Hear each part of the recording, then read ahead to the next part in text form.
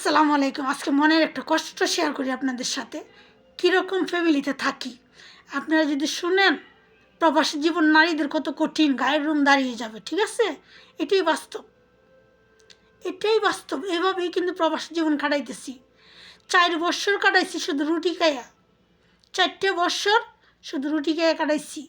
ওরা যদি বাহির থেকে খাবার আনছে আমার দিচ্ছে না, ওরা খাইছে, কিন্তু আমি কখনো ফ্রিজে তাকাইনি। আমি তাকাইলি কি না তাকাইলি কি, ওরা তো ওদের রুমে খায়।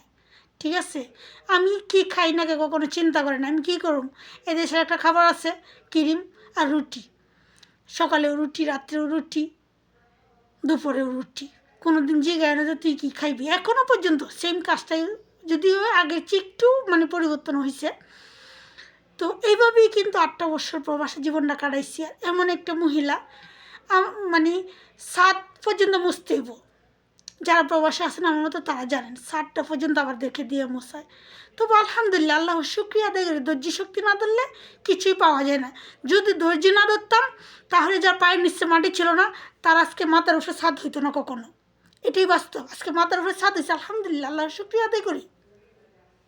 ঠিক আছে, তো অনেক কষ্ট করছি, অনেক কষ্ট করার পরে দিয়েও আলহামদুলিল্লাহ আল্লাহ অনেক কিছু দিছে। ইভেন আসল কথায় আসি, যেটা বলতে চাইছিলাম, যে এমন এক মহিলা খাওয়ার তো কোনো দিন চিন্তা করে না। আমার বাচ্চাটা হসপিটালে মেডিকেলে অপারেশন সাইটে আসছিল, সে আমি খাওয়া দাওয়া করি নেই, আমি কেন রুমে বসে রয়েছি,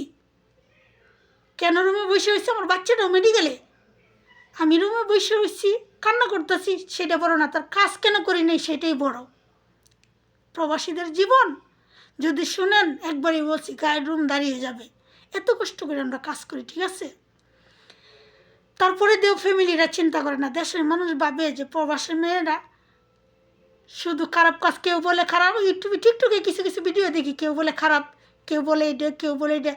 ইভেন সবচেয়ে বড় কথা হয়েছে, আমার নিজের আপন মামি, আমার সন্তানদের সাথে কথা বলে অমুক নাকি দেশে ফিরে আইছে খারাপ, অমুক নাকি খারাপ, এরকমভাবে ইশারা বোঝায় যে আমি কোনো একটা ইয়াতে। মানুষ কত বড় ইমান হারাইলে এইভাবে কথা বলতে পারে। সারাক্ষণ অনলাইনে কথা বলতেছি, কাজ দেখাইতেছি, করতেছি, তারপরেও যদি মানুষের বিবেক বিচার না থাকে, মাঝে মধ্যে মন চায় যে যারা প্রবাসে দেশে থেকে বলো প্রবাসী মেয়েরা খারাপ, তোমরা একবার প্রবাসে এসে দেখো প্রবাস কাকে বলে। কষ্টের জ্বালায় যদি চলে যায় যে প্রবাসী মানুষ খারাপ, বিদেশি মানুষ খারাপ, এটা ভুল।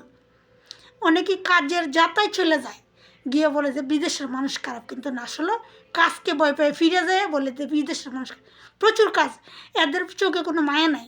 এরা তোমাকে ভালোবাসবে না, তোমার কাজকে ভালোবাসবে। একবারও জিগাবে না যে তুমি কী খাও কিংবা খাইবা কি না। এটাই বাস্তব।